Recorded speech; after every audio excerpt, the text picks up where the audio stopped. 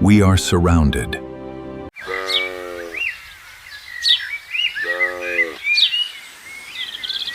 They sent for me, but they almost didn't. My own father almost forgot I existed. I am David, the 8th son of Jesse, and this is the part no one saw.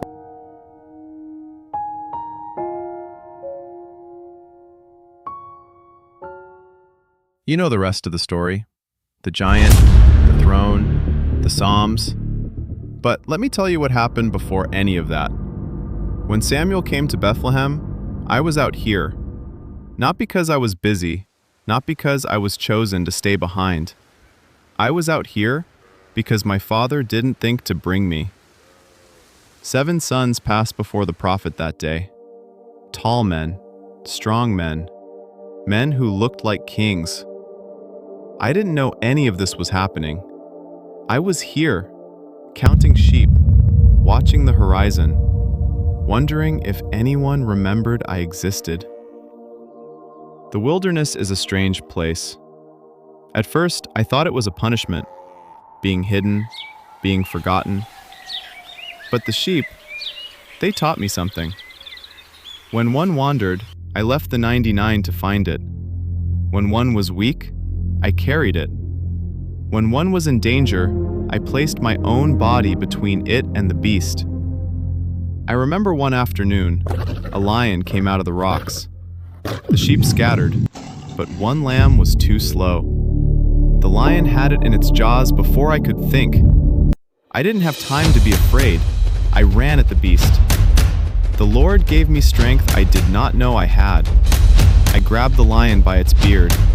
I struck it, killed it, and I carried that lamb home on my shoulders. That is the kind of shepherd I was. That is the kind of king God was preparing. And slowly, I began to understand.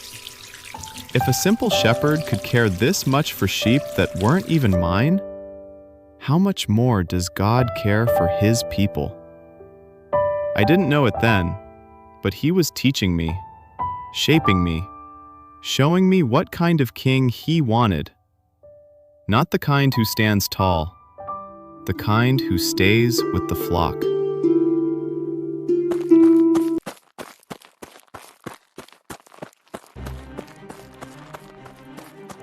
Then one afternoon, everything changed. A messenger came running, breathless, sweating. He said my father sent him. "David, you must come at once! They've been waiting for you!"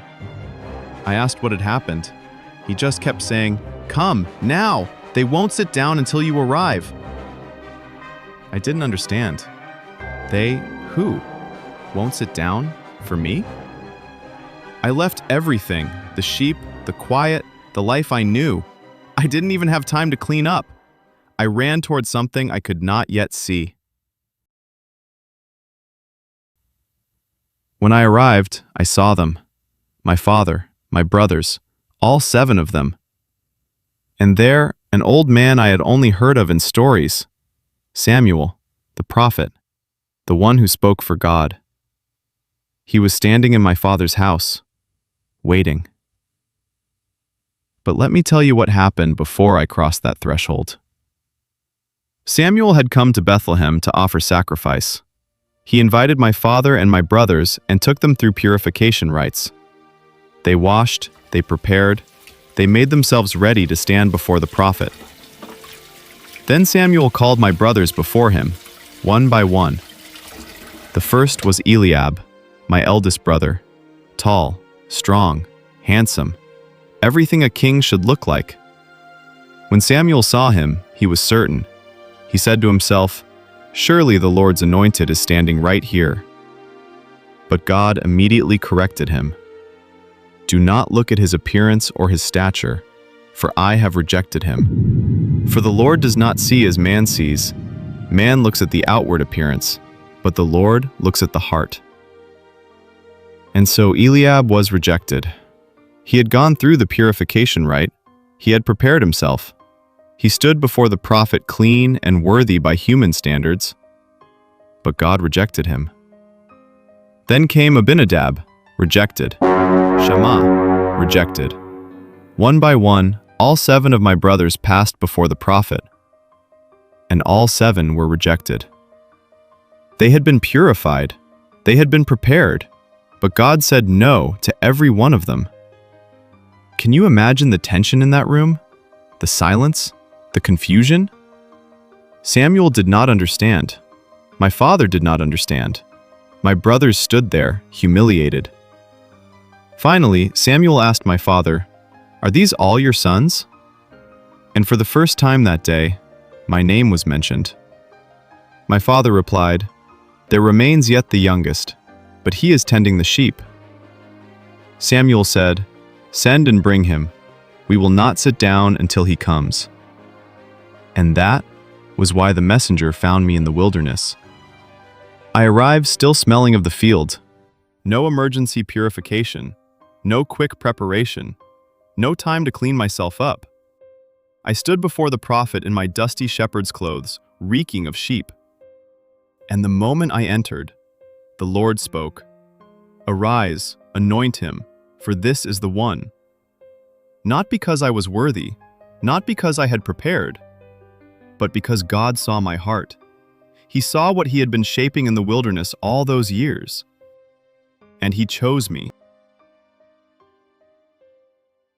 I saw my brother Eliab's face. He looked at me like I was a mistake, like I had no place being there. And honestly, I agreed with him. I was the youngest, the forgotten, the one left behind. What was I doing here? Then Samuel took the horn of oil.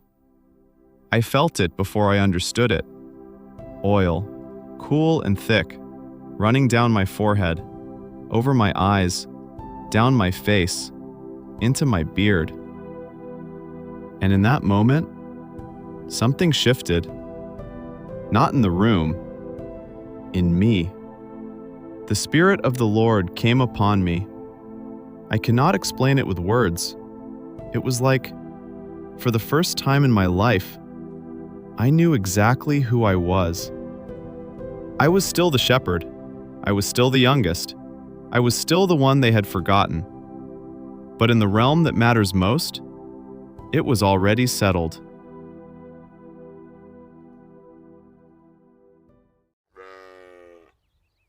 I went back to the sheep that night. Nothing on the outside had changed, but everything on the inside had. I learned something in that moment that I have never forgotten. God is the only one who holds the blueprint of your life. Not your father, not your brothers, not the people who overlook you. Man looks at the outward appearance, but God looks at the heart. So if you are in the wilderness today, if you feel forgotten, if you are watching others pass by while you stay behind, do not waste this season. The wilderness is not abandonment, it is preparation. Let God shape you there. Let Him teach you to care for what others overlook. Because when your moment comes, and it will come, you will not need to prepare. You will already be prepared.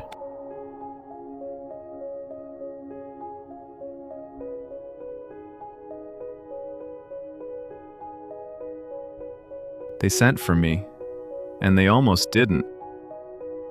But God did, and He always does. I am David, a shepherd boy, chosen in obscurity, anointed in unexpectedness, and I am part of the cloud of witnesses, reminding you that God sees what man cannot see.